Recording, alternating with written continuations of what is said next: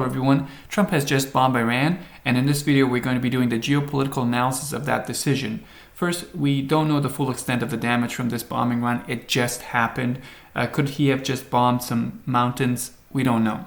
I don't think Trump intends on going into a full-scale war with Iran, but he's certainly putting himself in a position where that becomes a serious risk. From the perspective of Iran, the Iranian leader, Ayatollah Ali Khamenei, has one goal, and that one goal is self-preservation. Does he care about the genocide in Gaza? Of course, but self-preservation comes first. That's why he did not launch a war against Israel while Israel was committing genocide in Gaza. That's why he had a limited approach after Trump assassinated their general, Qasem Soleimani, a response that was more for show than anything else.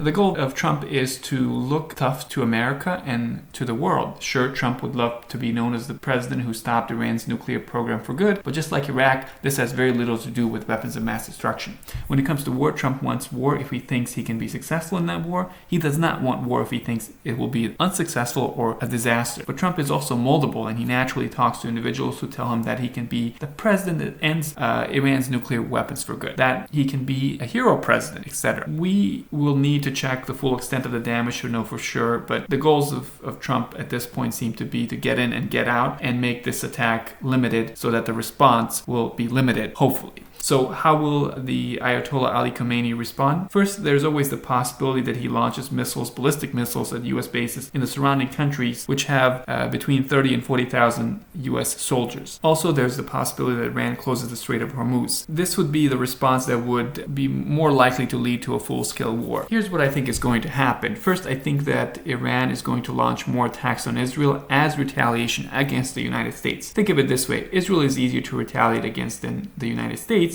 and an escalation against Israel is not as serious of a problem as an escalation against the United States. But more importantly, a retaliation against Israel will likely not result in a retaliation by the United States, at least not directly and not immediately. It's like being bullied by the toughest person in the neighborhood and responding by attacking the bully's smaller, weaker ally. I think Iran will launch a more serious attack on Israel since Israel started a war of aggression against Iran and are therefore still a legitimate target, and Israel still has an ongoing genocide campaign against Palestinians in Gaza, and they're starving an entire population there. Second, Iran will minimize the scale of Trump's attack, which already may have been minimal. This is because it's easier to have a limited response when the actions of Trump were minimal. By that, what I mean is that it's easier to maintain your reputation as someone serious, as a serious country, and that's something that's at play here, reputation. Third, Iran will use their proxies, albeit weakened proxies, to do attacks under the cloud of plausible deniability, including the Houthis, including Hezbollah. This may be more of a long-term approach. Fourth, this attack by Trump will ensure that Iran does get a nuclear weapon someday, especially if Iran stays a dictatorship, because they face two unprovoked attacks on their country. Fifth, great powers such as China, Pakistan, Russia, North Korea have a stake in what happens to Iran. One or more of these allies will step forward and provide assistance or verbal support to Iran. I should point out that Netanyahu and Trump do not really want to kill the Ayatollah. Why would they? They know that he will, as he has in the past, likely respond in proportion to the attack. That's kind of what you want from your enemy. It's the enemy that both Netanyahu and Trump want. The goals are not regime change, unless the regime changes to another dictatorship. Let me know what you think in the comments.